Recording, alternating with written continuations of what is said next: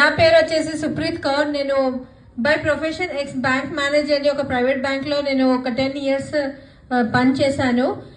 మా ఆయనతో పాటు ఈ బిజినెస్ బిల్డ్ చేస్తున్నాం ప్యాషనేట్ గా. అయితే ఒక మాట అర్థమైంది, మనం చేసే జాబ్ లో మనకు జీతం వస్తుంది కానీ జీవితం అనేది ఉండదు. అది 10 years వర్క్ చేసిన తర్వాత మాకు అర్థమైంది.